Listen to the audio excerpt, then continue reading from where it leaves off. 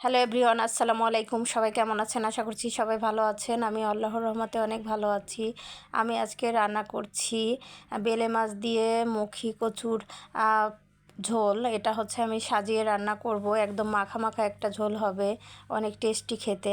চলুন আপনাদের সাথে আমি রেসিপিটা শেয়ার করি। এখানে আমি বেলে মাছগুলো লবণ হলুদ দিয়ে মেখে নিয়েছি। এবারে আমি হালকা একটু ভেজে নিব। এদিকে আমি মুখি কচুগুলোকে চিকন চিকন পাতলা পাতলা করে কেটে গরম পানি দিয়ে ভালো করে ধুয়ে নিয়েছি এবং হালকা একটু সিদ্ধ করে নিয়েছি। সিদ্ধ করে লবণ হলুদ দিয়ে মেখে রেখেছি।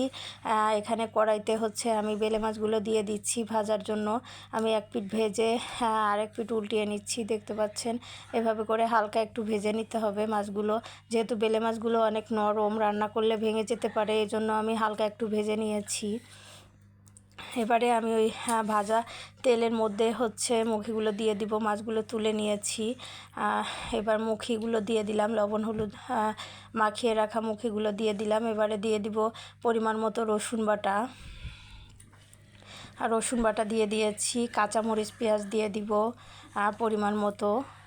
এরপরে হচ্ছে আমি দিয়ে দিব একটা স্পেশাল মশলা। আমি মাখিয়ে মাছ রান্না করার জন্য মশলাটা বানিয়েছি। আমি 1 কেজি ধনিয়ার সঙ্গে হচ্ছে 100 গ্রাম রাঁধুনি এবং 100 গ্রাম জিরা হচ্ছে টেলে নিয়ে হচ্ছে আমি গুঁড়া করে নিয়েছি। ওই মশলা থেকে আমি 1 টেবিল চামচ মশলা দিয়ে দিলাম। এই মশলাটা এত সুন্দর ঘ্রাণ হয়, আপনি যে কোনো মাছ মেখে রান্না করলে অসম্ভব স্বাদ হয়, যার কারণে আমি মশলাটা রেডি করে নিয়েছি।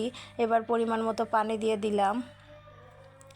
ভালো করে মেখে নিয়ে আমি পরিমাণ মতো পানি দিয়ে দিয়েছি। এবার আমি চুলায় তুলে দিয়েছি রান্না করার জন্য। আমি এখানে 7-8 মিনিটের মতো রান্না করব, যেহেতু আমি ঝোল বেশি দেই নেই।